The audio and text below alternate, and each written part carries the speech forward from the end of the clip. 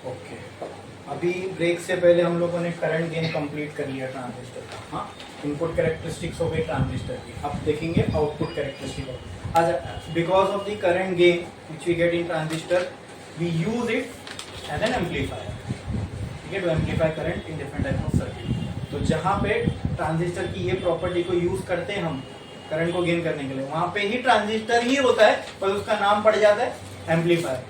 So we are going to see transistor as an amplifier, ठीक है, वो देखेंगे आगे। लेकिन उससे पहले अब हमारी एक आउटपुट कैरेक्टरिस्टिक्स बची है, ठीक है। इनपुट कैरेक्टरिस्टिक हमने कहाँ बनाई थी? फर्स्ट क्वाड्रेंट में। सेम पीएन जंक्शन डायोड जैसा ही था ना, कैरेक्टरिस्टिक पूरी तो पीएन जंक्शन डायोड जैसी बनी थी, खाली यहाँ कलेक्टर करंट वेरी हो रहा था, इसलिए हमने 3 अलग अलग कलेक्टर करंट बताए, यहाँ कलेक्टर वोल्टेज बताया हमने यहाँ पे, ठीक है, राइट। और रिवर्स कैरेक्टरिस्टिक्स या आउटपुट कैरेक्टरिस्टिक कहाँ बनेगी इसकी? जो आउटपुट में होगा। और आउटपुट साइड कौन कहाँ किस में कनेक्टेड है, आओ देखते हैं। चलो पहले फिर से मैं बना लेता हूँ। हाँ, तो एक लाइन छोड़ो, स्टार डालो, हेडिंग लगाओ output characteristics of transistor. Star डालो, हेडिंग लगाओ output characteristics of transistor. Output characteristics of transistor. Output characteristics of transistor.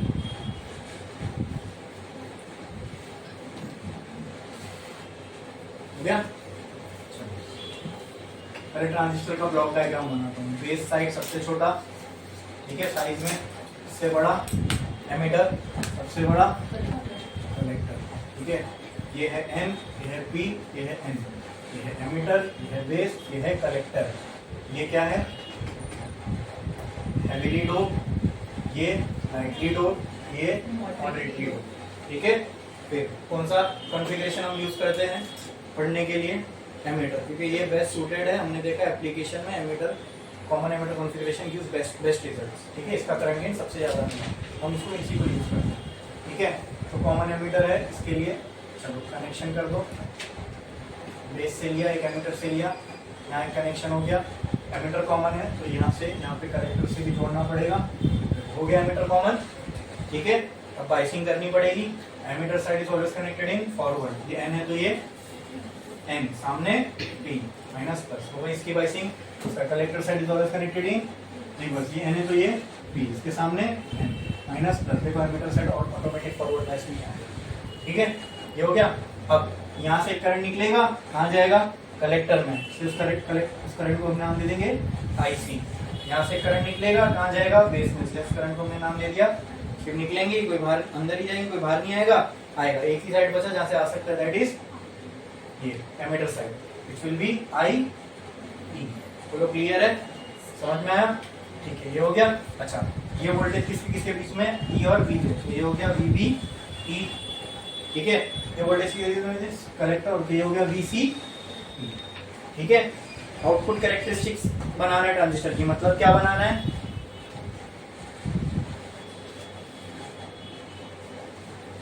The graph between, चलो ये भी नहीं बनाता हूँ, पहले वो समझाता हूँ। यहाँ पे आउटपुट कैरेक्टरिस्टिक बनाना है। अब एक काम करता हूँ, पहले सर्किट डायग्राम बनाता हूँ, ठीक है। सर्किट डायग्राम में जो कॉमन वो नीचे, कौन कॉमन? एमिटर। एमिटर की लाइन नीचे रहेगी, ठीक है। ये बेस, ये कलेक्टर, ये हो गया एमिटर, ये कलेक्टर, ये बेस, ये N, ये P, ये N, ठीक है। एमिटर साइड जाना है, एरो बनाना है P से N की तरफ, बना दिए। अब कनेक्शन, ये एमिटर कॉमन, ये हो गया एमिटर कॉमन। अब बाइसिंग करना है। Emitter side is always connected in forward. N है तो यहाँ N, सामने P, प्लस माइनस, ठीक है। Collector side is always connected in reverse. N है तो यहाँ P, सामने N, माइनस। हो गई बाइसिंग भी खत्म। अब समझ में आएगा। ये हो गया V B E, ये हो गया V C E। यहाँ से जो करंट निकलेगा IB, यहाँ से जो करंट निकलेगा IC। दोनों क्लियर है? समझ में आया? ठीक है। तो input side, output side, input voltage ये, इनपुट करंट ये, आउटपुट साइड है ना ये, तो आउटपुट वोल्टेज बताओ क्या होगा? VCE, आउटपुट करंट ये। तो ग्राफ कहाँ बनेगा? किसके किसके बीच में बनेगा? VCE और IC। अच्छा, दूसरा, अब यहाँ से तो आउटपुट साइड समझ में आ गया। अब कौन से क्वाड्रेंट में बनेगा वो यहाँ समझ में आएगा, ठीक है। चलो चेक करो। आउटपुट साइड, ये जो इनपुट साइड था ये तो फॉरवर्ड बायस में कनेक्टेड है। आउटपुट साइड है वो किस में कनेक्टेड है? रिवर्स बायस में। कलेक्टर को देख रहे हो, पॉजिटिव से कनेक्टेड है N साइड, रिवर्स बायस में। अब मुझे ग्राफ बताओ कहाँ बनना चाहिए, फर्स्ट में कि थर्ड में। रिवर्स बायस का ग्राफ कहाँ बना था, थर्ड क्वाड्रेंट में, इसलिए मैं इसको ऐसा बनाने वाला। ठीक है, ये एक्सिस पे क्या आता है, वोल्टेज, ये एक्सिस पे क्या आता है, करंट। अब सिर्फ वोल्टेज करंट लिखा मैंने। अब हमें ट्रांजिस्टर के लिए इसको बनाना है, तो आउटपुट कैरेक्टरिस्टिक है, तो आउटपुट वोल्टेज और what is the output voltage, VCE आएगा इधर, और यहाँ पे IC। समझे, क्लियर। ग्राफ तो सेम पीएन जंक्शन डायोड का ही बनेगा, समझे, सेम पीएन जंक्शन डायोड का। पीएन जंक्शन डायोड का ग्राफ ऐसा आता था, लेकिन ये तो ब्रेकडाउन वोल्टेज है ना, ये चाहिए ही नहीं हमें। हम ग्राफ वहां तक देखेंगे जहां तक हमें करंट मिल रहा है, तो यहां तक मिलता था करंट। ठीक है, इसके बाद जो पीएन जंक्शन डायोड में करंट दिखता था वो तो उसके खराब होने की वजह से होता था। बराबर है, क्लियर है, ठीक है। अब आओ चेक करते हैं। तो इन दोनों के बीच में ग्राफ बनने वाला है, तो टेबल भी इन दोनों का ही बनेगा, VCE IC, है ना। बोलो क्लियर, बोलो क्लियर, कोई डाउट इसमें किसी को? ऐसी इनपुट में भी बनाए थे। ठीक है, अब शुरू करते हैं। आउटपुट कैरेक्टरिस्टिक पढ़ना है, मतलब मुझे किसके वेरी करने से किसका रिलेशन मालूम होना चाहिए। VCE को वेरी करूं तो IC में क्या होगा वो देखना है। बोलो क्लियर है, बोलो क्लियर है, समझ में आया, पक्का। अब एक लॉजिक से अब इसको पकड़ते हैं। हमने क्या देखा, इनपुट में VBE बढ़ाने से IB बढ़ना चाहिए था, लेकिन IC भी बढ़ रहा था, राइट। तो हमने IC को कांस्टेंट किया, बरोबर बरोबर, इसको कांस्टेंट करके IC को कांस्टेंट किया, VCE को कांस्टेंट करके, राइट। अब सोचो, VBE और IBE में, समझो, जब हम देख रहे थे VBE और IB का रिलेशन, इन दोनों में हमें कौन खला, IC। अब हम किसका देख रहे हैं, VCE और IC का। तो लॉजिक लगाओ यहाँ कौन खलना चाहिए, वेरी गुड, IB खलेगा। इसको कंट्रोल करने के लिए हमने किसको कंट्रोल किया, इसको कंट्रोल करने के लिए, खत्म, समझ गया, आई बात समझ में, यही होने वाला है। इसको कंट्रोल करना है तो यहाँ एक कॉलम और का बनेगा, या तो आप VBE बोलो, या तो इसको आप VBE का कॉलम बोलो और IB का कॉलम बोलो, एक ही बात है। VBE कांस्टेंट रहेगा तो IB कांस्टेंट, वहां पे करना IC कांस्टेंट था, तो हमने चलो VBE को कांस्टेंट करते हैं यहाँ पे, VBE। बोलो क्लियर है, लेकिन टेक्स्ट बुक में IB को लिखा हुआ रहता है, तो कंफ्यूज मत होना। बोलो क्लियर है, ठीक है। VBE को मैंने कांस्टेंट कर दिया, ये constant constant constant constant constant constant, समझे। अब ये कांस्टेंट है, तो अब इनपुट की कोई चीज आउटपुट में दखल नहीं दे रही। जैसे वहां पे इनपुट जब पढ़ रहे थे तो आउटपुट की कोई चीज दखल नहीं देना चाहिए, ऐसी जब आउटपुट पढ़ रहे तो इनपुट की कोई चीज दखल नहीं देना चाहिए। और IB इज इनपुट, करेक्ट, वो यहाँ, इसलिए हमने उसको क्या कर दिया, constant. VB is input voltage, उसको हमने कर दिया कांस्टेंट, बराबर। अब हमें प्रॉपर रिलेशन मिलेगा किसके किसके बीच में, इसके और इसके। समझ में आया, बोलो क्लियर है, ये बोलो क्लियर है, पक्का, कोई डाउट है इसमें, ठीक है, कोई डाउट नहीं है ना। इनपुट के टाइम पे हमने देखा क्या क्या हो रहा था, अब इसी में। अब मैं VCE बढ़ाया, VCE अगर मैं बढ़ाने लगा, ठीक है, VCE अगर मैं बढ़ाने लगा तो क्या ये डिप्लीशन लेयर बढ़ेगी, ये बोलो क्लियर है, डिप्लीशन लेयर बढ़ेगी। ये डिप्लीशन लेयर बढ़ते बढ़ते एक टाइम आएगा ये बेस रीजन को क्रॉस कर जाएगी, या बेस रीजन छोटा होता जाएगा, ये बोलो क्लियर है। जब ये डिप्लीशन लेयर बढ़ेगी तो क्या ये बेस रीजन छोटा होता जाएगा, एक तो बेस रीजन छोटा हो रहा है, दूसरा अब आप ये भी सोचो कि यहाँ से यहाँ पे ये हेवीली डोप्ड है, यहाँ पे इलेक्ट्रॉन्स है, अगर ये बेस रीजन बढ़ गया तो ये इलेक्ट्रॉन इधर तो नहीं आ सकते, यहाँ से इलेक्ट्रॉन इधर जा सकते हैं क्या, नहीं, ये इलेक्ट्रॉन किसके हैं, एमिटर के।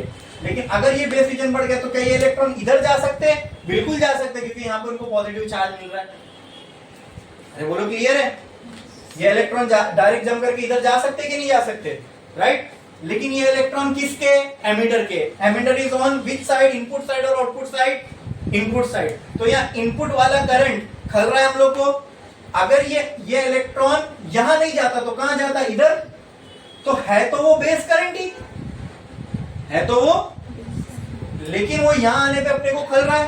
भाई बोलो क्लियर है, बोलो क्लियर है। अच्छा, अगर वो इलेक्ट्रॉन यहां पर भी आए, मतलब वो इलेक्ट्रॉन यहां नहीं, अगर ये डिप्लीशन लेयर बढ़ गई, वो यहां नहीं आते हुए यहां आए, मतलब क्या मैं बोल सकता हूं जो करंट बेस में जाने वाला था वो करंट कहां जा रहा है, कलेक्टर में। कहां जा रहा है, मतलब बेस करंट हमें वहां खल रहा है। ठीक है, तो उस बेस करंट को कंट्रोल करने के लिए हमने क्या किया, वीबीई को कंट्रोल कर लिया। क्या कर लिया, वीबीई को। ठीक है, आई बात समझ में। वैसे एज सच इसलिए टेक्स्ट बुक में भी यहाँ पे वीबीई इसलिए नहीं लिखा हुआ रहता है क्योंकि वीबीई वैसे यहाँ को इतना मेजर रोल प्ले नहीं कर रहा। ये डिप्लीशन लेयर बढ़ रही है तो ऑटोमेटिकली इलेक्ट्रॉन इधर आ जा रहे हैं, समझे, बेस रीजन छोटा होगा। लेकिन इसको अगर हमें कंट्रोल करना है आईबी को, तो वो इसी के कंट्रोल से होगा। बोलो क्लियर है। ठीक है, तो हमें मेजरली कंट्रोल किसको करना है, आईबी को। किसको, जो बेस करंट है, जो इलेक्ट्रॉन यहां से डायरेक्ट यहां जा रहे हैं। अगर ये डिप्लीशन लेयर नहीं बढ़ी होती तो इलेक्ट्रॉन इधर ही चले जाते, मतलब वो बेस का करंट बनाते। अब वो बेस करंट किधर आ रहा है, इधर। बोलो क्लियर है, अरे बोलो क्लियर है। तो उस बेस करंट को कांस्टेंट रखने के लिए हमने किसको कंट्रोल किया, पीबी को। अरे बोलो क्लियर है। हाँ, अच्छा, अब ये भी सोचो, अब हाँ तो मैंने लिखा हूं, लेकिन अब ये सोचो वीबीई अगर बेस करंट बढ़ेगा तो वीबीई कांस्टेंट रहेगा क्या, नहीं, वीबीई भी वेरी होगा, बराबर।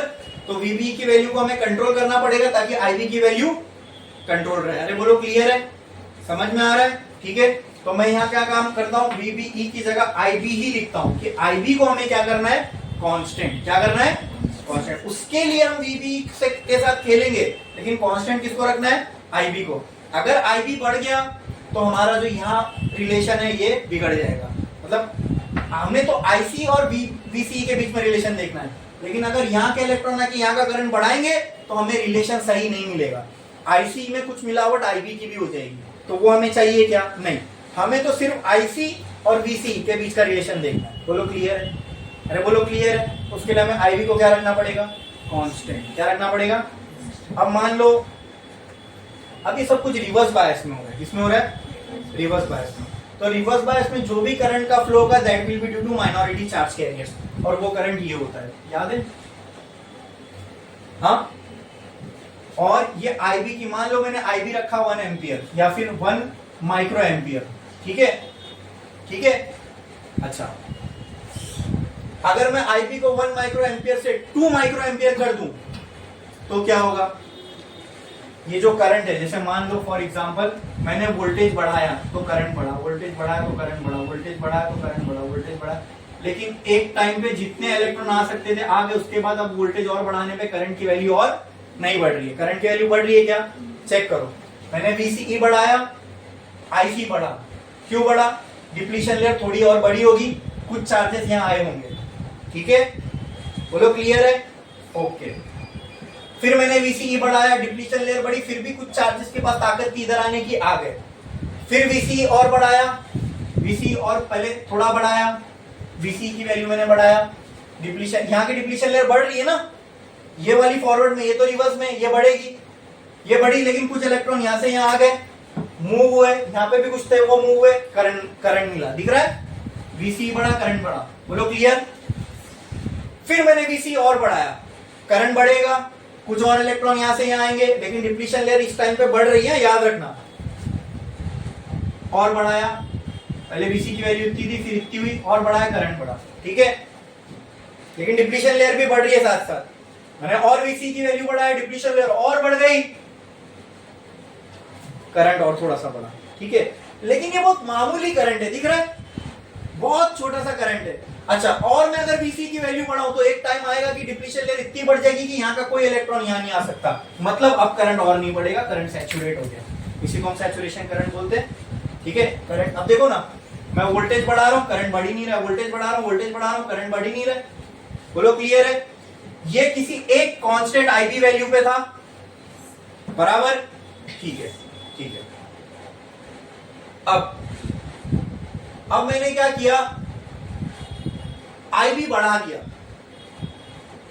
अगर मैं आईबी की वैल्यू बढ़ा दूं, फॉर एग्जांपल अगर मैं आईबी की वैल्यू बढ़ा दूं मतलब ये वीबीई और बढ़ जाएगा। अगर ये वीबीई बढ़ जाएगा तो ये डिप्लीशन लेयर कम हो जाएगी। अरे बोलो, जितनी ये डिप्लीशन लेयर कम होगी उतना करंट का फ्लो ज्यादा होगा। तो मुझे बताओ आईबी बढ़ाने से करंट का फ्लो ज्यादा मिलेगा कि कम मिलेगा? ज्यादा। मतलब जो करंट यहीं सैचुरेट हो जा रहा था अब वो और थोड़ा बढ़ के फिर सैचुरेट होगा। समझा कि नहीं समझा?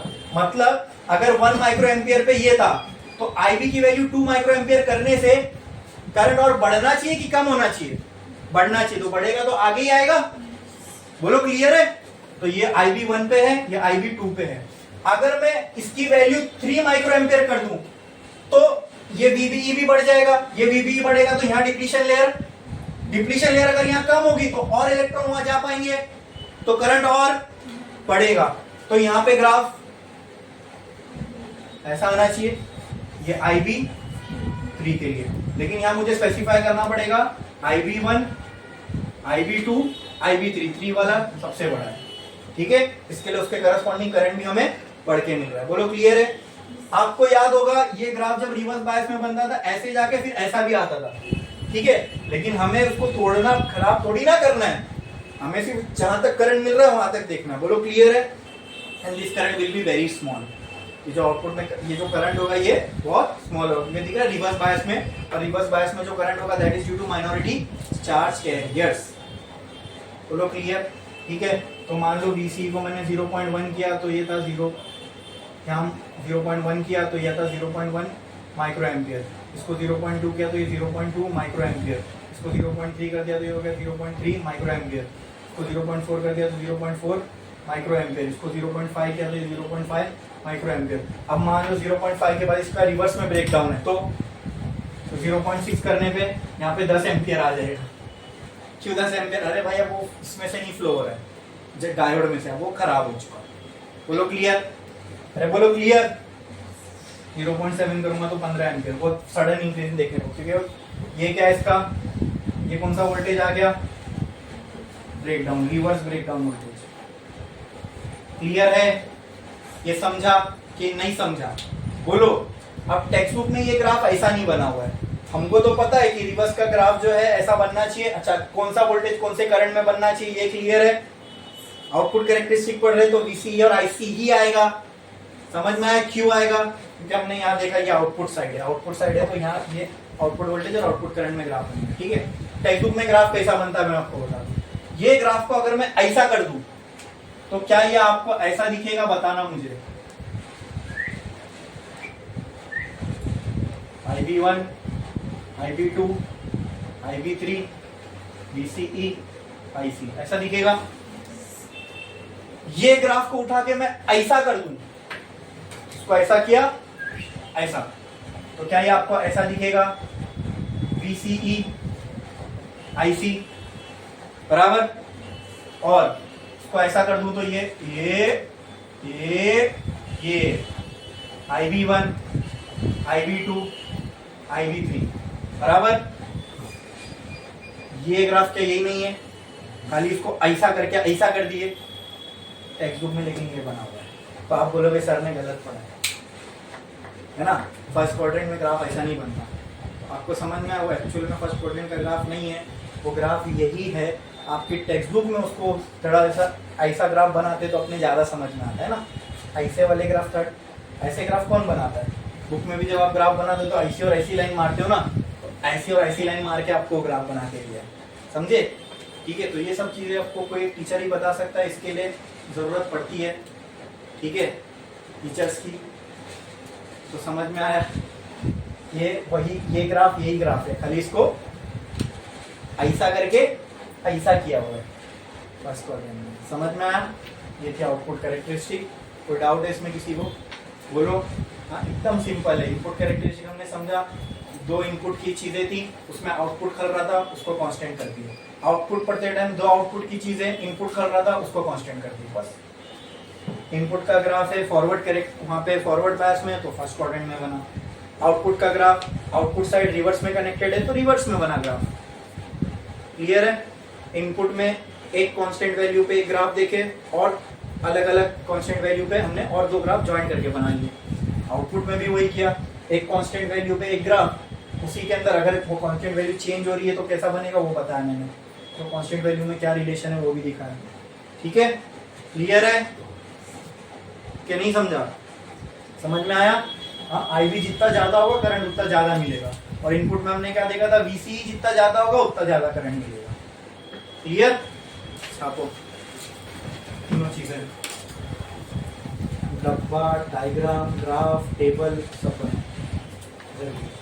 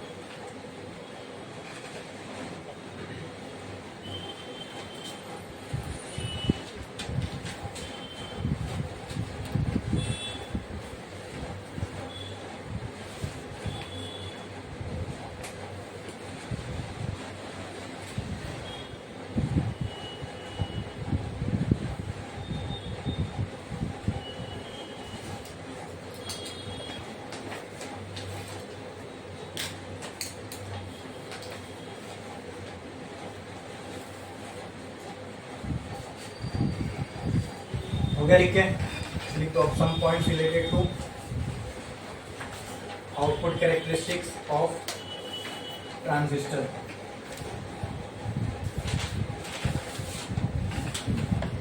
Output characteristic of transistor, output characteristics of transistor. ये वाला ग्राफ बनाओ, फिर सीधा वो वाला ग्राफ बनाना, ठीक है। और एग्जाम में आया तो आपको ऊपर वाला ग्राफ बनाना है जो मैंने फर्स्ट क्वाड्रेंट में बनाया, और उसका लॉजिक मैंने आपको समझा दिया, वो वैसा क्यों बन रहा है। एक्चुअल ग्राफ ये है, सही ये है, एकदम टू ये है। तो हमने बस हमारे कन्वीनियंस के लिए सही लगे इसके लिए वो बनाया। हो गया लिख के? देखो नेक्स्ट हेडिंग डालो। देखा आपने heading? Some points related to output characteristics of transistor, ठीक है। इनपुट के अंदर फर्स्ट पॉइंट क्या लिखे थे? जाओ जाके चेक करो।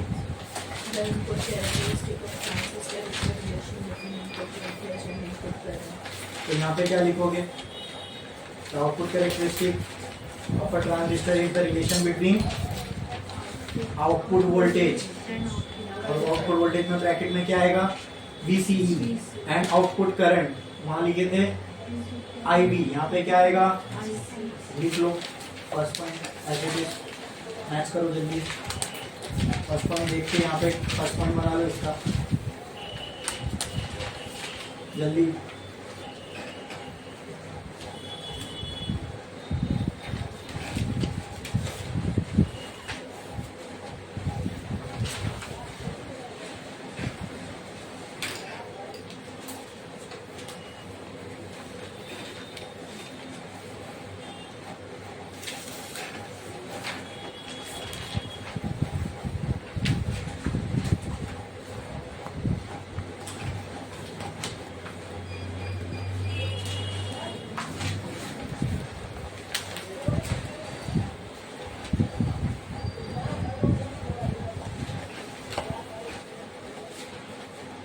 हो गया लिखिए।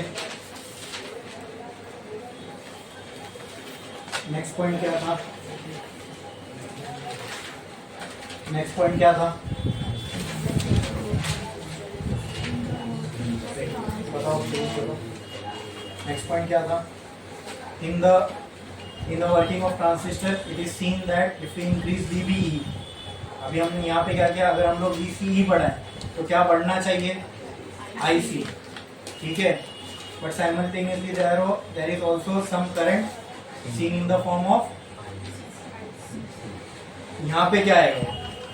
IB आएगा ना, यहाँ पे VB की जगह VCE आ जाएगा, IB की जगह IC, तो जहाँ IC है वहां पे IB आ जाएगा बस। और रुको फिर next point, in order to get clear relation between VB and IB we need to keep, तो यहाँ पे क्या आएगा? IB कांस्टेंट, ठीक है। बस इतना 3 पॉइंट तक ही लिखो, बाकी उसके बाद गेन का तो हमें नहीं लिखना, 3 पॉइंट ही लिखो।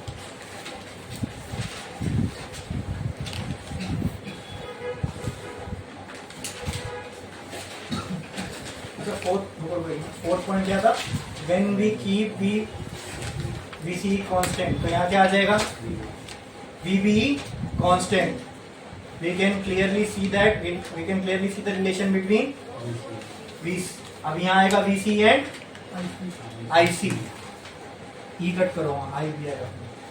हाँ बस एकदम सेम लिख दो वहां पे जो पॉइंट है वो सब यहाँ आएंगे, खाली टर्म्स चेंज हो जाएंगे। और टर्म्स को कैसे रिप्लेस करना है वो समझे ना? इनपुट की जगह यहाँ आउटपुट वाले टर्म्स आ जाएंगे। करो,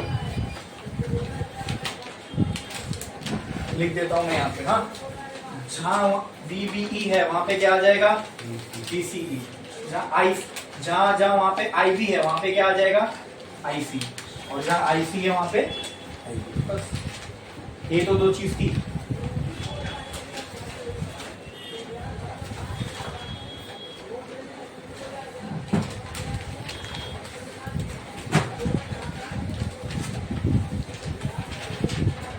जल्दी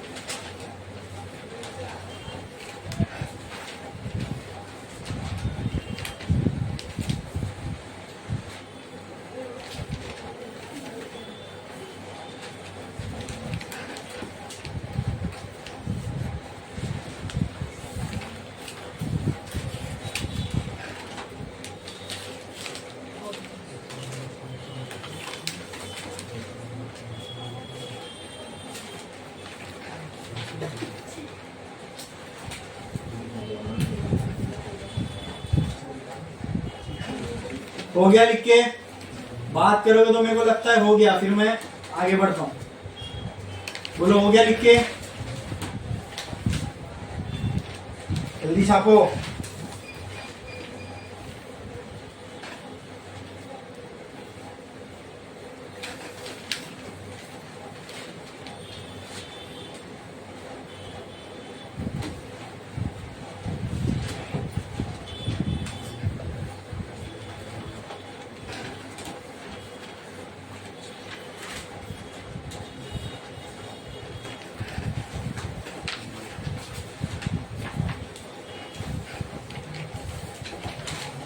कितने लोग का बाकी है? ठीक है, अब हमने आउटपुट कैरेक्टरिस्टिक भी समझ ली ट्रांजिस्टर की। ठीक है, इनपुट हो गए कैरेक्टरिस्टिक, करंट गेन समझ लिया, आउटपुट कैरेक्टरिस्टिक समझ ली। अब जो हमने गेन के बारे में समझा था उसको अब हम एक्चुअल में देखने वाले हैं। ठीक है, now we will see transistor as an amplifier. तो एक लाइन छोड़ो, स्टार डालो, लिखो transistor as an amplifier. Transistor as an amplifier. ठीक है, देखो जब भी हम कोई डिवाइस के टर्म्स में बात करते हैं, जैसे ट्रांजिस्टर अब यहाँ पे एक डिवाइस के जैसा काम करेगा, which will act as an amplifier. वो सब समझ में आया ना, एम्पलीफायर क्यों बोल रहे हैं, है ना? क्या एम्पलीफाई कर रहा है ट्रांजिस्टर? करंट को। ठीक है, इसलिए यहाँ पे हम उसको करंट को एम्पलीफाई करने यूज करेंगे। At that time we will call transistor as an amplifier. ठीक है, ट्रांजिस्टर एज एन एम्पलीफायर वही है। लेकिन जब करंट बढ़ेगा ना, तो हम सिर्फ करंट के टर्म्स में बात नहीं करते। करंट बढ़ेगा तो वोल्टेज में भी कुछ फ्लक्चुएशन होगी।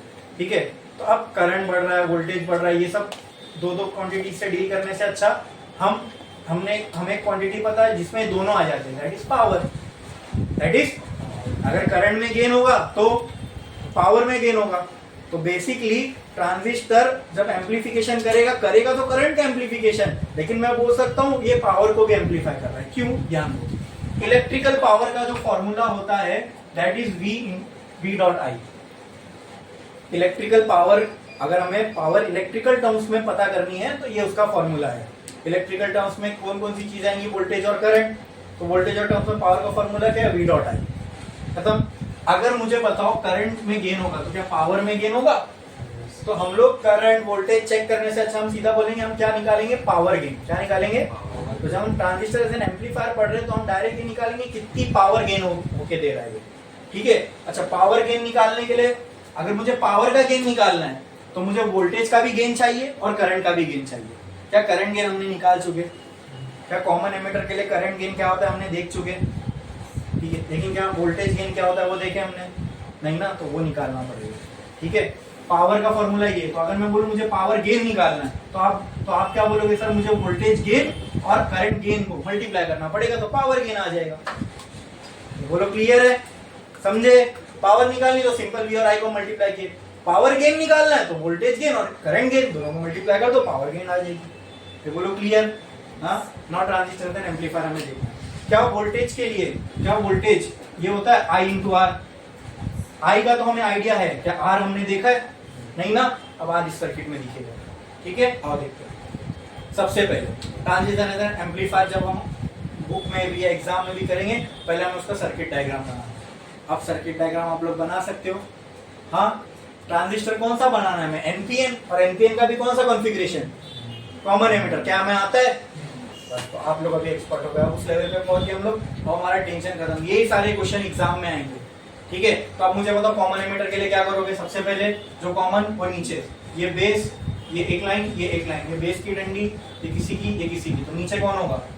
एमिटर। तो ये हो गई एमिटर की लाइन, ये बेस, ये एन, ये अब कहाँ हो गए? Emitter side. फिर पी से एन की तरफ हो गया। अब बाइसिंग करनी है। क्या करनी है? तो ये लिया मैंने, ये लिया मैंने, ये कनेक्शन हो गया। ये लिया मैंने, ये लिया मैंने, ये लिया मैंने, कनेक्शन हो गया। बोलो क्लियर है? Emitter side is always connected in forward. N तो एन सामने, पी प्लस माइनस, खत्म। Collector side is connected in reverse. N है तो यहाँ पी सामने, एन खत्म। ठीक है, ठीक है। ये कौन सा वोल्टेज कहलाएगा? V E। ये कौन सा वोल्टेज कहलाएगा? V C E। यहाँ से जो करंट निकलेगा वो क्या रहेगा? यहाँ से जो करंट निकलेगा वो क्या रहेगा, ये लोग याद करके जाते हैं, ठीक है, और फिर कंफ्यूज हो जाते हैं, ब्लंडर करके आते हैं, कुछ को याद, ये सब लोगों को डिफिकल्ट लगता है, लिटरली बोल रहा हूँ, ये सब छोड़ के आते हैं यार, इसको कोई पढ़ता ही नहीं क्योंकि ये डिफिकल्ट लगता है। हमारे लिए तो अभी गेम हो गया है ना, एक हमको पूरा मालूम है, एक बार शुरू के तो खत्म ही होएगा, समझे, ठीक है। अब यहाँ वोल्टेज मिल गया, लेकिन वोल्टेज गेन निकालने के लिए हमें रेजिस्टेंस भी चाहिए, तो सिंपल, कोई भी चीज होती है ना उसका खुद का कुछ रेजिस्टेंस होता ही है। अब अगर आप वायर में से करंट फ्लो करवा रहे हो तो वायर का भी कुछ रेजिस्टेंस होगा, हम उसको निग्लेक्ट करते हैं, आई बात समझ में, वायर का खुद का कोई रेजिस्टेंस होगा, ठीक है। तो आप मुझे बताओ, अगर यहाँ से करंट किस में जा रहा है, बेस में, तो क्या बेस का खुद का कुछ रेजिस्टेंस होगा, सर्किट में बताना पड़ेगा, तो इसका रेजिस्टेंस इसी के साइड बताऊंगा ना, कि यहाँ कलेक्टर के साइड बताऊंगा, इसका खुद का कुछ रेजिस्टेंस है, मतलब ये भी कुछ तो रेजिस्टेंस ऑफर करेगा करंट के फ्लो को, कुछ एनर्जी का लॉस होगा ना इसमें भी इलेक्ट्रॉन को निकालने में, तो वो रेजिस्टेंस ही तो हुआ, ठीक है। रेजिस्टेंस को हम कैसे रिप्रेजेंट करते हैं, ऐसे, तो क्या मैं बेस के साइड पे एक रेजिस्टेंस का सिंबल बना दूं, चलेगा, ये किसका रेजिस्टेंस है, अब उसके अंदर कहीं बना सकता हूं मैं, नहीं ना, तो उसको बनाने का तरीका ये, बेस का रेजिस्टेंस बेस के साइड में, मतलब ये बेस का रेजिस्टेंस है, तो क्या मैं इसको आर भी नाम दे दूं, क्या बात, क्लियर है। ऐसे आउटपुट साइड में कौन सा करंट है, आईसी, वो किस में जाएगा, क्या कलेक्टर कुछ रेजिस्टेंस ऑफर नहीं करेगा, करेगा, बनाना पड़ेगा, तो कलेक्टर का रेजिस्टेंस कलेक्टर के साइड पे बनाओ, इसका नाम, अगर मैं आपसे यहाँ पूछूं VCE का, यहां से अगर मैं आपसे पूछूं VCE का फॉर्मूला, अच्छा चलो, V का फॉर्मूला क्या होता है, आई यार मुझे बताओ VCE का फॉर्मूला क्या होता है,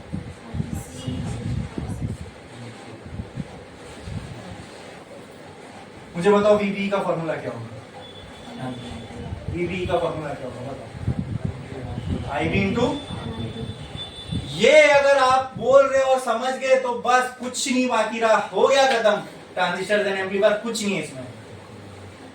what is output voltage, VB, what is input voltage, अगर मैं आपको बोलूं दोस्तों वोल्टेज गेन निकालो, करंट गेन आपने देखा, output current upon input current, what is voltage gain, output voltage upon, what is output voltage, VC, what is input voltage, VB, ठीक है। Now tell me what is VCE, what is VBE,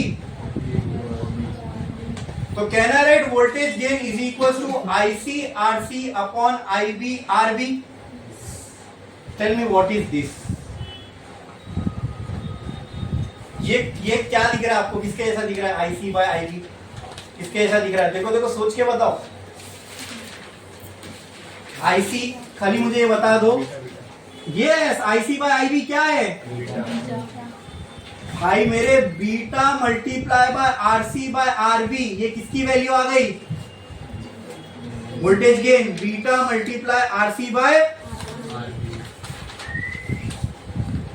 आगे voltage gain, क्या निकालना था, क्या निकालना था, निकालना क्या था, पावर गेन, बराबर, पावर गेन किसके, क्या होगा, voltage gain multiply by current gain, क्या मैं बोल सकता हूं power gain is equal to, क्या करंट गेन कॉमन, क्या ये करंट गेन क्या कॉमन एमिटर का ही होगा, क्या यहाँ पे करंट गेन अल्फा के, नहीं, करंट गेन बीटा के बराबर होगा, अरे बोलो, ठीक है। मुझे बताओ वोल्टेज गेन क्या आया, बीटा RC, करंट गेन क्या आया, कहना है power gain is equal to beta square RC by, ये समझने में लोगों का दिमाग खराब हो जाता है, जाओ टेक्स्ट में जाके देखो, ये मिलेगा आपको, RB की जगह वहां पे लिखा होगा RI, क्यों मालूम है, resistance of input, because B is on which side, unnecessary confusion create कर रहे, क्यों रह रहे ना RB, ठीक है, RI लिखा हुआ है, बोले सर ने गलत पढ़ा है, वहां RI है, क्यों है, उसका भी रीजन बता दिया, मत लिखो, क्या फर्क पड़ता है, RB से ज्यादा सेंस बनता है मेरे हिसाब से, ठीक है, हाँ, और RB वहां उन लोग ने RI इसलिए लिखा because that RB resistance is on the input side. तो अगर तुमने आर इसको आर आई लिखा है तो इसको आर ओ लिखो, लेकिन वो उन्होंने आरसी लिखा है, ठीक है, तो ऐसे ही रहने दो। हमें तो आउटपुट इनपुट का कॉन्सेप्ट पता है, हमने वैसे ही निकाले ना, आउटपुट बाय इनपुट करके। इनपुट के साइड पे ही आरबी आया था, इसलिए उन लोगों ने आरबी आर आई लिखा है, अपन आरबी लेके चलेंगे, ठीक है। ये बोलो क्लियर है? हाँ, कोई डाउट है इसके अंदर किसी को? कुछ इसमें डिफिकल्ट लगा? कितना आसानी से हमें एकदम गेन वाली भाषा में वोल्ट पावर गेन निकालना था, सिंपल है, वी और आई को मल्टीप्लाई करके आती है। आई जी अपने पास ऑलरेडी है, निकाल के हमने साइड में पहले ही रख चुके हैं। बचा क्या था? Voltage gain. तो वोल्टेज गेन क्या होगा? आउटपुट का वोल्टेज डिवाइड बाय इनपुट का वोल्टेज। अब आउटपुट का वोल्टेज निकालना था तो हमने ये डायग्राम बनाया, रेजिस्टेंस चाहिए था, रेजिस्टेंस चेक किया, आरसी का था। ये भी डिफिकल्ट था समझना। V equal to I R से ये क्या हो जाएगा? VC ICRC। ये क्या हो जाएगा? IBRB। गेन निकालना है, जो आउटपुट डिवाइड बाय इनपुट, तो किया मैंने। समझ में आया? अरे बोलो क्लियर है? बस एक चीज याद रखना, ये याद रखना, यहाँ पे आएगी हमेशा माइनस की साइन। किसकी साइन? अब उसके अंदर अब किरचॉफ्स लॉ ये सब लगाओगे तो फिर वो माइनस की साइन आती है लूप को देख देख के, लेकिन वो कॉम्प्लिकेट करो ही मत, तुम खाली ये याद रखो यहाँ माइनस की साइन आएगी। वो अभी तक हमने करंट इलेक्ट्रिसिटी देखा नहीं तो किरचॉफ्स लॉ सब आपको मालूम नहीं है, ठीक है। मेन मैथमेटिकल रिलेशन है, मैथमेटिकल रिलेशन है वो ये है, ये आना चाहिए, B square multiply by RC by RB. और हाँ, अब देखना, आप में से जो इसको किरचॉफ लॉ से करने जाएगा ना उसका दिमाग खराब हो जाएगा, ठीक है। तो सिंपल टर्म्स में रखो ना चीजों को। हाँ, ये सर्किट बनाना कोई डिफिकल्ट लगा? बस यहां पे हमें रेजिस्टेंस इंट्रोड्यूस करना था in order to find voltage, बस, ठीक है। वो भी मुश्किल था नहीं, बेस है तो उसका कुछ रेजिस्टेंस होगा, वो हमने इधर बता दिया। कलेक्टर है तो उसका कुछ रेजिस्टेंस होगा, वो हमने इधर बता दिया, खत्म। ये तो हम करते हुए आ रहे हैं। ये सर्किट डायग्राम भी टेक्स्ट बुक के अंदर बहुत कॉम्प्लिकेटेड है, अलग तरीके से बहुत कॉम्प्लिकेटेड है, उसकी नेमिंग्स भी बहुत कॉम्प्लिकेटेड है, तो वो मत करना। अब ये वाला सर्किट डायग्राम याद रखो। बोलो क्लियर है? समझ में आया? कोई डाउट है इसके अंदर किसी को? कुछ भी? हाँ, इसको थोड़ा और सजाना है तो आप ऐसा कर सकते हो। यहाँ पे आपने पैरेलल में एक वोल्ट मीटर लगा दिया, यहाँ पे एक एम मीटर लगा दिया, फिर यहाँ पे ऐसा पैरेलल में वोल्ट मीटर लगा दिया, यहाँ पे एक एम मीटर लगा दिया। सब अननेसेसरी चीज है, वो उसमें है, ठीक है। फिर उसको एक अलग से नाम दिया, आउटपुट वोल्टेज, इनपुट वोल्टेज, करो ही मत, ठीक है। एकदम बेसिक, एकदम सिंपल वे में यही रिलेशन आएगा, जाके देख लेना टेक्स्ट बुक में, यही रिलेशन आएगा, ठीक है। Current gain into resistance, ratio of resistance, ठीक है। क्लियर है? एकदम आसान कर दिया पुनः को। कुछ भी डाउट है इसके अंदर? एकदम अच्छे से समझ में आया। ट्रांजिस्टर एज एन एम्पलीफायर हमें देखना है तो क्या करके देगा? गेन करके देगा। तो हम करंट गेन, वोल्टेज गेन अलग अलग करने से अच्छा हम एक क्वांटिटी निकाल रहे, पावर गेन। करंट का गेन मतलब भी पावर में गेन होगा, वोल्टेज में गेन मतलब भी पावर में ही गेन होगा, ठीक है। तो अलग अलग देखने से अच्छा हमें पता है ये दोनों मिलकर एक ही क्वांटिटी बनेगी, पावर। तो हम सीधा क्या निकालेंगे? देखिए, पावर गेन निकालने के लिए हमें वोल्टेज गेन चाहिए, करंट गेन चाहिए। करंट गेन था हमारे पास, क्या नहीं था? वोल्टेज गेन निकालने के लिए हमने ये किया, ठीक है। बस जो डायग्राम हम देखते हुए आते खाली वोल्टेज के लिए हमने इसमें रेजिस्टेंस को शो किया था, तो पहले भी, बस अभी हमने यहाँ पे शो कर दिया। तो इससे क्या फायदा हुआ? वोल्टेज, आउटपुट वोल्टेज का मुझे करंट और रेजिस्टेंस के टर्म्स में फॉर्मूला मिल गया, इनपुट का। बाकी गेन तो मैंने समझा दिया है, आउटपुट बाय इनपुट। अब करंट का गेन है तो output current by input current, voltage का गेन है तो आउटपुट वोल्टेज बाय, वही तो किया हमने यहाँ पे, आउटपुट बाय इनपुट, और जो फॉर्मूले थे वो डाले। फिर तो मैथ्स समझा कि नहीं? एकदम क्लियर है? कोई भी डाउट है इसके अंदर? बोलो। पक्का? पक्का। खाली लास्ट में याद रखना, यहाँ पे क्या आएगी? माइनस की साइन। उससे उसके मैग्नीट्यूड पे कोई फर्क नहीं पड़ेगा, वैल्यू पे कोई फर्क नहीं पड़ेगा। अरे बोलो क्लियर है? पक्का? एकदम अच्छे से समझ में आ। ये लिटरली बच्चे लोग को समझ ही में नहीं आता है। कितने लोग तो इसका सर्किट डायग्राम देख के, या हमें डायग्राम ही याद नहीं रहेगा, उनके छोड़ देते हैं। बाकी ये टर्म्स, ये डेरिवेशन, ये भी नहीं समझ में आता किसी को, ठीक है।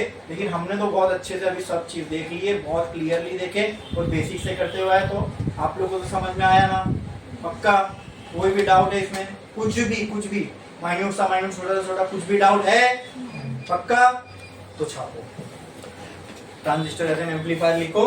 ये सर्किट, ये सब मत बनाना, ये सब मत बनाना, ठीक है।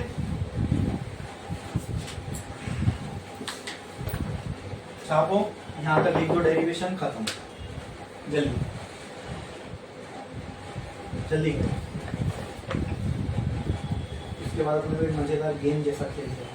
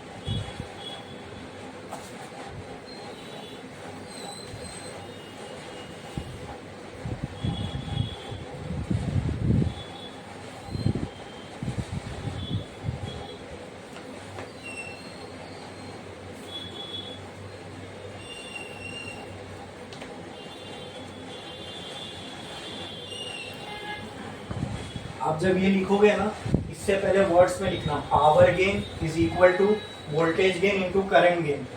फिर नेक्स्ट स्टेप में ये लिखना, तो उससे क्या समझ में आएगा, हमने पावर गेन के लिए पीजी यूज किया है, वोल्टेज गेन के लिए वीजी और करंट गेन के लिए आईजी। इस स्टेप से पहले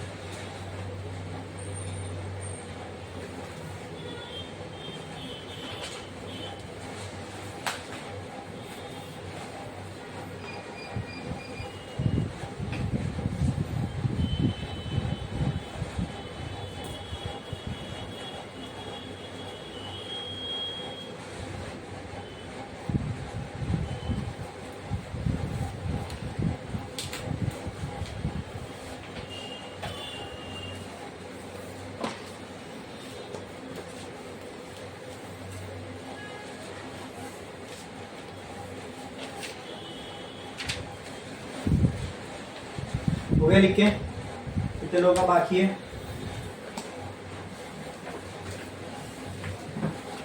ठीक है, अब यहाँ पे ट्रांजिस्टर एज अ टॉपिक पूरा कंप्लीट हो गया, एकदम खत्म, कुछ भी नहीं बचा इसमें। ठीक है, अब एक लाइन छोड़ो, स्टार डालो, हेडिंग लगाओ लॉजिक गेट्स। एक लाइन छोड़ो, स्टार डालो, हेडिंग लगाओ लॉजिक गेट्स। Logic gates. अब देखो दोस्तों, ये जो लॉजिक गेट्स है ना, ये बनते ही ये ट्रांजिस्टर, पीएन जंक्शन, डायोड, ये सब मिला के हैं। ठीक है, यही सारे लॉजिक गेट्स हमारे जो सर्किट है इनके अंदर यूज होते हैं। They are use to transmit digital signals. ठीक है, डिजिटल सिग्नल जो होते हैं वो पल्स के फॉर्म में होते हैं। अगर पल्स करंट फ्लो होता है तो उसको हम 1 मानते हैं, करंट फ्लो नहीं होता है तो उसको हम 0 मानते हैं। ठीक है, करंट फ्लो हुआ मतलब 1, नहीं फ्लो हुआ मतलब 0। बस यही है डिजिटल सर्किट। अभी जब चीजें जब करंट के फॉर्म में होती है तो बहुत फटाफट होती है सब चीज। ठीक है, इसलिए डिजिटल सर्किट्स आर फास्टर। ठीक है, अभी जैसे ये घड़ी को एनालॉग घड़ी बोलते हैं, क्यों? क्योंकि ये सारी चीजें इसमें जो हो रही है किसी मैकेनिकल डिवाइस से पीछे हो रही है। गियर्स एक दूसरे में मैश है, स्प्रिंग है, ये सब एक साथ चल रहे हैं तो फिर वो काम कर रही है, बराबर। ठीक है, लेकिन इसी को अगर मैं अब इसका मेंटेनेंस, इसको संभालना थोड़ा सा ये महंगी भी होती है। क्यों? क्योंकि इसको बनाने ये हर कोई नहीं बना सकता, इसका मास प्रोडक्शन इतना आसान नहीं। क्यों? बारीक बारीक गियर्स होते हैं, एक स्किल्ड वर्कर चाहिए जो इसको बैठ के बनाए। हाँ, और इसमें एरर के भी चांसेस ज्यादा है। मैकेनिकल पार्ट से वेयर एंड टेयर होगा, मौसम में टेम्परेचर के फर्क से मेटल एक्सपांड कॉन्ट्रैक्ट हो सकता है, बराबर। लेकिन अगर कोई इसी को मैंने डिजिटल कर दिया, मतलब अंदर सर्किट वर्किट लगा दिया, अब यहाँ नंबर्स में मुझे बता रहा है, तो उस पर टेम्परेचर, क्योंकि सब एटॉमिक लेवल पे हो रहा है, इलेक्ट्रॉन के खेल है, करंट का फ्लो होना नहीं होना, बराबर। तो उतने क्वांटम लेवल पर मेजर चीजों का ये सब बड़ी बड़ी चीजें, टेम्परेचर, प्रेशर, ये सब का चेंज है ना, तो क्वांटम लेवल पर इनका कोई असर हमको देखने को नहीं मिलेगा, तो ज्यादा एक्यूरेट होंगी। बाहरी चीजों की वजह से उनके अंदर जो आने का एरर के चांसेस है वो कम से कम होंगे, वेयर एंड टियर कम होगा, मेंटेनेंस उसका कम रहेगा, लाइफ उसकी ज्यादा रहेगी, है ना भाई, बोलो क्लियर है। हाँ, उसको प्रोड्यूस करना चीप हो जाएगा, इसको मास प्रोड्यूस कर सकते हो, रोबोट लगा दिए, असेंबली लाइन, एक रोबोट ये लगा रहा है, एक रोबोट वो नहीं, इसको ऐसा नहीं कर सकते, बहुत बारीक बारीक गेयर्स है इसके अंदर। हाँ, एक स्किल्ड वर्कर बैठेगा आपके वो लगा के मैग्नीफाइंग ग्लास, फिर वो एक एक स्क्रूज के फिट करेगा, ऑयल डालेगा, कांच लगाएगा, है क्या नहीं। और डिजिटल में वो सब सीन ही नहीं है। और तो उसमें क्या होता है, फिर उसके अंदर प्रोग्रेस हम फटाफट कर सकते हैं। जब ये बॉटलनेक हट गई, ये लिमिटेशन हट गई, इसको कोई बैठ के 10 घंटा जब करेगा वो समझेगा, फिर उसके दिमाग से वो कुछ आगे कर सकता है। जब कोई चीज हम मास प्रोड्यूस कर सकते हैं तो उसको फिर टेक्नोलॉजिकल एडवांसमेंट भी उसके अंदर ज्यादा से ज्यादा होती जाती है ना। धीरे धीरे देख रहे हो ना, स्मार्ट वॉच और ज्यादा स्मार्ट होती जा रही है। पहले सिर्फ खाली हमें डिजिटल क्लॉक में सिर्फ टाइम दिखता था बहुत साल तक, पहले तक, है ना, कैसियो की घड़ी घड़ी आती थी, सिर्फ वो डिजिटल क्लॉक थी। लेकिन धीरे धीरे वही चीज, वही डिजिटल क्लॉक हार्ट रेट बताने लग गई, स्टेप काउंट बताने लग गई, है ना, ब्रीदिंग रेट, ऑक्सीजन लेवल, वो सब बता रही है। मतलब जो एक हॉस्पिटल में इतनी बड़ी मशीन बताती है ना, पेशेंट के बाजू में रखी होती है, वो सब आपके अभी हाथ पे, वो सेंसर सब आपके हाथ पे आ गए, है ना। तो कैसे वो, ये घड़ी में नहीं है, पॉसिबल है, नहीं हो सकता। यही तो उसका फर्क है इसके एनालॉग और उसके डिजिटल होने में। वो सब चीज, यानी ये घड़ी में वो सारी चीजें करना है, तो वो हॉस्पिटल जितना बड़ा सेटअप मेरे हाथ पे लगाना पड़ेगा, वही तो करते हैं ना हॉस्पिटल में, नाक पे लगा रहे हैं, हाथ पे लगा रहे हैं, फिर सब चीजें बॉडी की मेजर हो पा रही है, ठीक है। लेकिन अब उसी जैसे जैसे हम हमारी प्रोसेसिंग पावर बढ़ती गई, जैसे हम सर्किट को छोटा छोटा करते गए, वो सारी चीजें हमारे हाथ में आ गई। तो बोलो क्लियर है।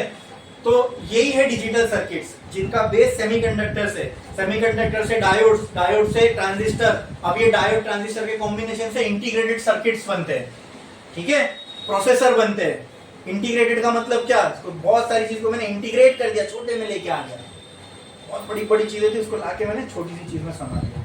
तो बोलो क्लियर है। काम वो बड़ा ही कर रहे हैं, लेकिन जगह बहुत छोटी सी ले रहे हैं, है ना। जो काम मशीनें, जो ऑक्सीजन लेवल में देखना, हार्ट बीट देखना, वो इतनी बड़ी बड़ी मशीनें करती है, वो घड़ी हाथ में घड़ी वही काम कर रही है। आई बात समझ में, बोलो क्लियर है, ठीक है। अब ये लॉजिक गेट्स एक्चुअल में फिजिकली कैसे दिखते हैं, वो सब की तो फोटो आपके टेक्स्ट बुक में नहीं है। अगर आपको देखना है तो मतलब आप सर्च करके देख सकते हो इसको, ठीक है। और इररिलेवेंट है, यहाँ पे मैं लाके वो सब चीजें आपको बताऊंगी तो, ठीक है। हमें उसका वर्किंग देखना है, सिंबॉलिकली कैसे रिप्रेजेंट करते हैं वो देखना, और देखना एकदम मजेदार, एकदम गेम जैसा लगेगा आप लोग को, ठीक है। तो हम पहले 3 बेसिक टाइप के गेट्स देखेंगे, उन्हीं गेट से सारे गेट्स बनते हैं, ठीक है। उन 3 को यूनिवर्सल गेट बोला जाता है। तो सबसे सिंपलेस्ट और बेसिक टाइप ऑफ गेट जो है, दैट इज नॉट गेट। तो एक पहले स्टार डालो, लिखो लॉजिक गेट। अब लॉजिक गेट में पहले type of gate is not gate, लिखो नॉट गेट, ठीक है, नॉट गेट। अब इसका सिंबल देखो कैसा है, कौन सा गेट देख रहे हैं हम लोग, नॉट गेट ना, नॉट गेट। गेट का मतलब क्या है, बस यही है, गेट खुला तो कोई चीज जा पाएगी, गेट बंद है तो नहीं जा पाएगी। गेट खुला, करंट गया 1, उसको ऐसा 1 काउंट करें, बोलेंगे 1 काउंट करेंगे, नहीं, ये लॉजिक है, नंबर लिटरल नंबर नहीं है, ये लॉजिक है। करंट गया तो 1, नहीं गया तो 0। करंट गया मींस ऑन स्टेट बताने के लिए हम 1 यूज करेंगे, करंट नहीं गया ऑफ स्टेट बताने के लिए 0 यूज करेंगे, ठीक है, ठीक है। मतलब गेट खुला तो 1, नहीं खुला तो 0, ऐसे ही समझ लो इसको, नॉट गेट, ठीक है। अब इसका सिंबल देखो, एंड में कितनी लाइन है, 3 लाइन से कौन सा शेप बनता है, तो पहला बना लो एक ट्रायंगल, ठीक है। हाँ, इसके आगे क्या लगा है, वो इधर लगा दो, ठीक है। क्या बचा, टी में कितनी डंडी है, इसको तोड़ो, एक डंडी आगे एक डंडी पीछे, ये सिंबल है नॉट गेट का। समझ में आया, क्लियर है, कोई डाउट है इसके अंदर, ठीक है। तो सिंपल, ये मशीन है, इनपुट कितने इनपुट है, इसको कितने आउटपुट है, बस इनपुट को जो भी इनपुट पे होगा उसको मैंने नाम दे दिया ए, जो भी आउटपुट पे होगा उसको मैंने नाम दे दिया वाई। ठीक है, ठीक है, अरे बोलो क्लियर है? तो मैं यहां पे लिख रहा हूं, ध्यान दो, इनपुट आउटपुट। ठीक है, ठीक है। अब नॉट गेट को मैं लॉजिक लिया सर्किट डायग्राम से, अभी अपन उसको एक्सप्लेन करेंगे, एक्सप्लेन कर रहा हूं, समझना। यहां मैं इस नॉट गेट को एक्सप्लेन करने के लिए सर्किट डायग्राम बना रहा हूं।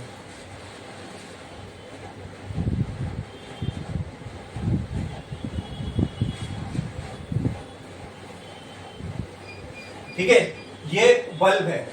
अब आपको मेरे को ये बताना है कि ये बल्ब कब ग्लो होगा, कब नहीं होगा। ठीक है, ये पॉजिटिव, ये नेगेटिव। यहां से करंट गया, करंट गया, ठीक है, करंट इधर आएगा। कितने रास्ते करंट के पास? दो। करंट के पास कितने रास्ते? एक यहां से जाना और एक यहां से जाने का, बराबर बराबर। Current will choose the shortest path. तो करंट कौन सा पाथ करंट के लिए सही है, ये वाला कि ये वाला? ये वाला। लेकिन यहाँ स्विच ओपन है, मतलब सर्किट ओपन है, तो करंट यहां से फ्लो हो पाएगा? तो मजबूरी उसके पास एक ही रास्ता है, क्या? अगर करंट यहां से गया इधर, तो करंट यहां पहुंच गया बल्ब तक, क्या बल्ब ग्लो होगा? तो बल्ब का ग्लो होना मींस ऑन, तो उसको हम किससे डिनोट करेंगे? 1। बोलो क्लियर है? हाँ, अरे बोलो क्लियर है? मतलब क्या, अगर मैंने इनपुट 1 दिया, मतलब अगर मैं करंट छोड़ रहा हूं, तो क्या मुझे आउटपुट में भी 1 मिल रहा है, मतलब करंट मिल रहा है? क्या आएगा यहां? क्या आएगा? अब मुझे आप बताओ, ओ सॉरी, ये मेरा इनपुट है, ठीक है, ये जो स्विच है ये मेरा इनपुट है, इसको भूल जाओ, ये करंट को खाली सप्लाई करने वाली चीज है। ये स्विच जो है ये मेरा इनपुट है, मतलब क्या इसको मैंने बंद रखा है कि ऑन रखा है? ऑन रख, बंद क्लोज रखा हूं कि ओपन रखा हूं? क्लोज रखा हूं कि ओपन? तो ओपन के ओ से याद रखना, इसको ओपन है तो वो ओ मैं इधर लिख रहा हूं, रिप्रेजेंटिंग जीरो, रिप्रेजेंटिंग जीरो। ठीक है, ये की ओपन है तो क्या करंट फ्लो हो रहा है? यही काम है नॉट गेट का। बोलो क्लियर है?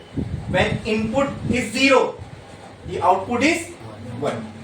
क्लियर है? इनवर्स करके दे देगा, क्या करके दे देगा? इनवर्स। अरे बोलो क्लियर है? ठीक है। अच्छा, अब अगर मैंने एक की को क्लोज कर दिया, तो इसको मैं कैसे काउंट करूंगा? 1। कैसे काउंट करूंगा? लॉजिक है, लॉजिक, कोई मैथ्स नहीं हो रहा है यहाँ पे, क्या हो रहा है? लॉजिक देख रहे हैं हम लोग। अब बोलो, अब करंट आया, अब करंट यहां से आया, करंट के पास कितने रास्ते जाने के? करंट विल चूज दी, यहां से गया, बल्ब तक करंट पहुंचा, विल बल्ब ग्लो, आउटपुट क्या मिलेगा? 0। इनपुट में तो करंट है, आउटपुट क्या मिला? 0। ठीक है, तो इनपुट को मैंने क्या रिप्रेजेंट किया था? ए से। आउटपुट को मैं किससे रिप्रेजेंट कर रहा हूं? क्या मैं बोल सकता हूं जो भी ए था उसका उल्टा वाई है? इसको मैं बोलता हूं ए बार, ए तो वाई इक्वल टू ए बार, ये बोल सकता हूं मैं। मतलब नॉट को मैं जो भी इनपुट दूंगा उसका ये उल्टा मुझे आउटपुट देगा। ये समझ में आया? बोलो, ये खाली इससे लोग, अच्छा क्या इसका एक टेबल बना? क्या इसका एक टेबल बना? इसको बोलते हैं ट्रूथ टेबल। इसको क्या बोलते हैं? Truth table. ये हर लॉजिक गेट के लिए बनेगा, ठीक है। हाँ, अक्सर लोग इसको खाली ट्रूथ, ये फॉर्मूला लोग पहले बताते हैं और फिर उससे ट्रूथ टेबल समझा देते हैं। लेकिन मैंने क्या किया, मैंने आप लोग को ये सर्किट से समझाया, इससे लॉजिकली समझना इजी है, because it is a logic gate. ठीक है, तो वो लॉजिक जो है उसका, वो लॉजिक इसके सर्किट से समझ में आता है। समझ में आया? तो this is the best circuit to explain the logic of not gate. समझ में आया? इससे क्या समझ में आया? ये इनपुट है, ये दिख रहा है हमको, ये क्या है? इनपुट। ये क्या है? आउटपुट। इसके ओपन रहेगा जब ये ओ, तो समझ लेना वहां 0 आने वाला है। बोलो क्लियर? ठीक है, तो क्लोज वाली कंडीशन है, वहां क्या रखेंगे? 1। ठीक है, अब आगे देखोगे आप मैच भी होगा, प्लस प्लस आएगा, तो दैट इज अलजेब्रा। ठीक है, अब वो भी समझ में आएगा, लेकिन ये नॉर्मल अलजेब्रा नहीं है। ठीक है, उसका एक अलग नाम है, देखेंगे जब करेंगे तब। ये समझ में आया नॉट गेट। नॉट गेट को अगर मैंने 1 इनपुट दिया तो मुझे आउटपुट क्या देगा, और अगर 0 इनपुट दिया तो आउटपुट क्या देगा, तो क्या इन्वर्स कर देता है ये मेरे इनपुट को।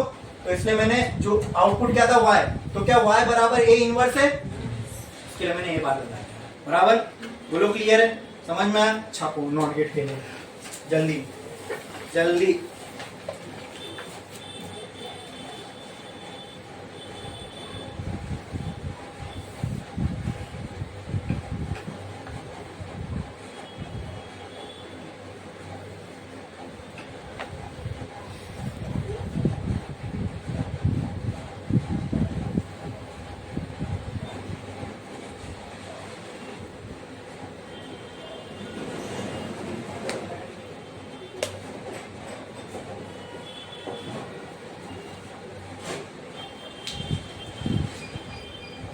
सिंबल याद रहेगा ना नॉट का, हाँ, नहीं तो इसको वैसा याद रखना। एक टूथपिक लो, उसमें पान डालो और उसके आगे चेरी लगा दो, उसको देखोगे तो नॉट गेट जैसा ही दिखेगा।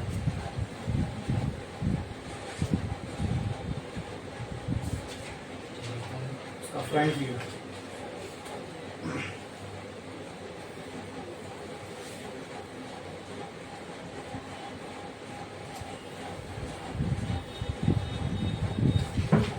ये A है, A, ठीक है, और ये Y। बोलो क्लियर। यहाँ में लिखा Y किसके बराबर था, A बार। क्लियर है, जल्दी करो, टाइम कम है, थोड़ा आज लंबा हो जाएगा अपना लेक्चर, ठीक है। मुझे पूरे गेट्स कंप्लीट करने, ये फर्स्ट गेट था। ओके, समझ में आया, एकदम गेम जैसा है, एकदम गेम जैसा, ठीक है। ट्रूथ टेबल बनाए, इसका बनाए। नेक्स्ट ये था नॉट गेट। अब देखेंगे और गेट, OR और गेट, लिखो और गेट।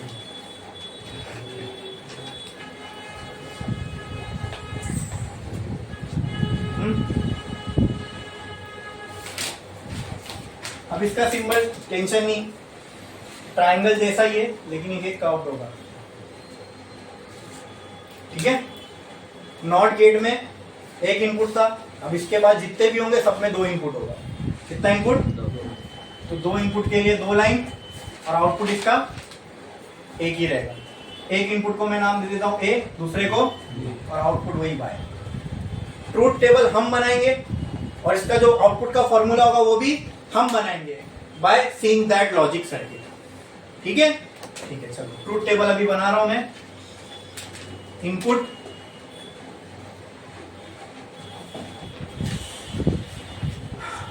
नहीं तो जाने दो, बहुत ज़्यादा टाइम हो जाएगा, इसके बाद और 6 है, तो मुझे अच्छे से सबका एक एक करके प्रॉपर वे में, मैं खाली ट्रूथ टेबल मुझे याद नहीं कराना है, मैं चाहता हूँ कि आप खुद उसका ट्रूथ टेबल बनाओ। तो मैं जब बताता रहूँगा साइमल्टेनियसली आपसे आंसर भी आते रहेंगे।